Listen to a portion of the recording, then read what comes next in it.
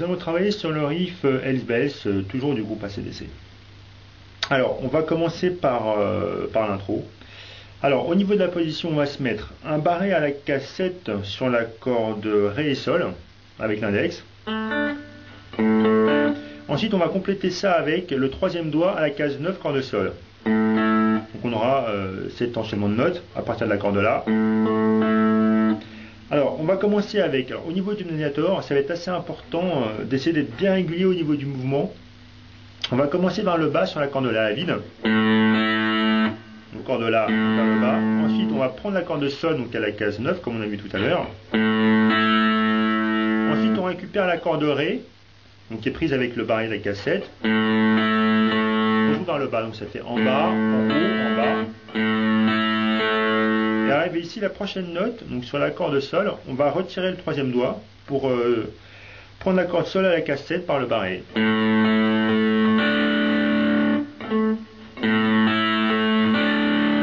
Voilà. Ensuite, on va venir se décaler. Avant de se décaler, on va prendre la corde Ré, donc vers le haut. Ensuite, la corde La à vide. C'est seulement là qu'on va se décaler.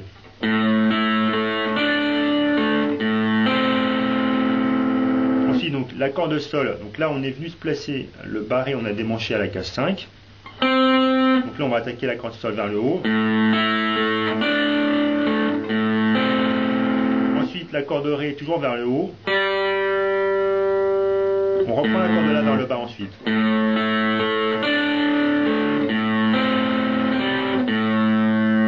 Ensuite, on va revenir à la case 7 à nouveau avec le barré. Corde Sol, corde Ré et la corde La deux fois de suite.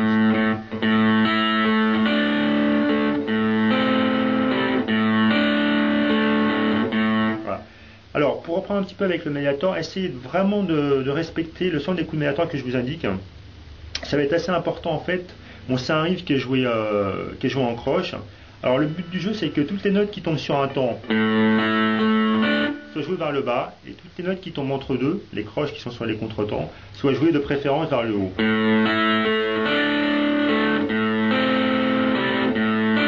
Et comme on a évidemment beaucoup de contretemps, comme souvent dans la riff d'AC/DC, il y a pas mal de notes qui vont tomber vers le haut.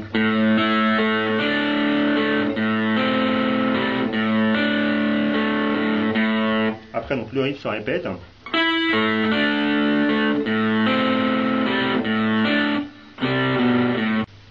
Alors ensuite, donc, on arrive sur le passage assez difficile de cette intro.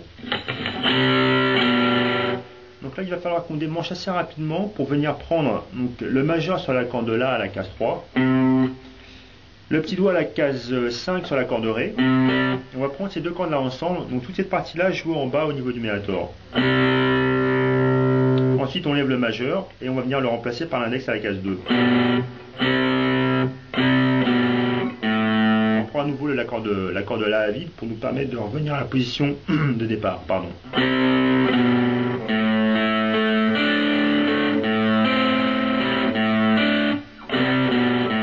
Donc ça, c'est le genre de passage qu'il vaut mieux enchaîner en boucle pour commencer à travailler vraiment.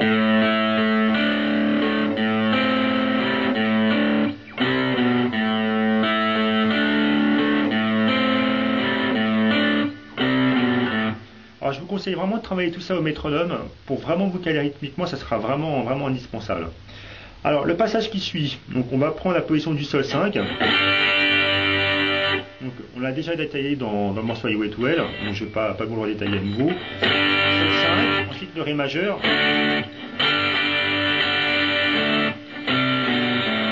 Alors un enchaînement qui sonne un petit peu comme ce riff là. C'est un petit peu les mêmes notes en fin de compte.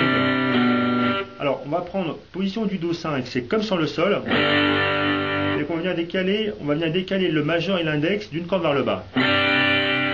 Donc, le majeur à la case 2, sur la corde là, à la case 3, corde là, pardon. Ensuite, donc, le Ré à vide, la corde Sol à vide, corde Si, case 3 avec le troisième doigt, corde Mi aiguë à la case 3 également avec le petit doigt.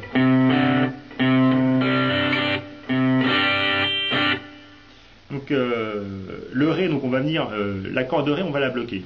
On bloque la corde Ré, Ensuite, on va passer, on lève le majeur. Et là, ça va être l'index qui va prendre le relais à la case 2, toujours en bloquant la corde ré à vide.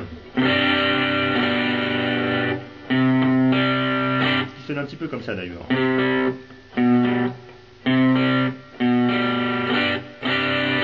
Ensuite, alors, on va remonter ici.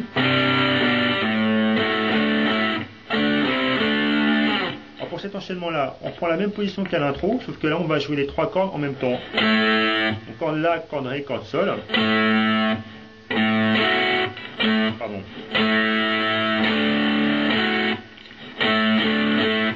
Ensuite, on revient, donc, on va bien démancher, cette fois-ci avec 3e et 4e doigt sur les cordes Ré et Sol. Et ensuite, on va venir avec l'index à la case 5. Et on va comme ça, ce qui nous fera cet enchaînement-là, si je le fais doucement.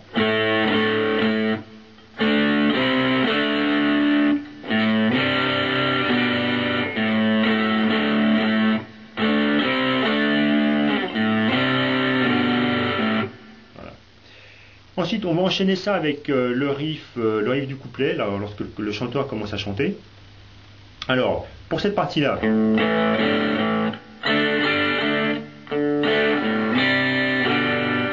alors on commence avec la corde de La à vide. Donc corde de La à vide, ensuite l'index à la case 2 sur la corde Ré. Et donc dans la transition, on va venir passer par la corde Ré à vide. Ensuite, même chose avec le Ré5. Index case 2, 3e doigt. Index à la case 2, le majeur à la case 3 sur la corde Si. Et on passera par la corde Sol à vide.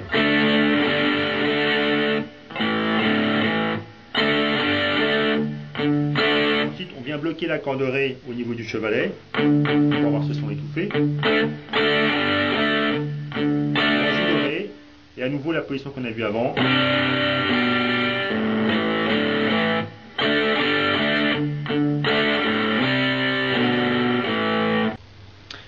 Alors, si vous aviez quelques questions que ce soit à me poser par rapport à ce qu'on a pu voir aujourd'hui, n'hésitez pas à me contacter par le biais de mon site guitarspeed99.com. De plus, dans les pages leçons, au niveau du menu, vous trouverez toutes les tablatures relatives à ce qu'on a pu voir. Voilà, bah écoutez, il me reste à vous souhaiter bon travail et à vous dire à bientôt.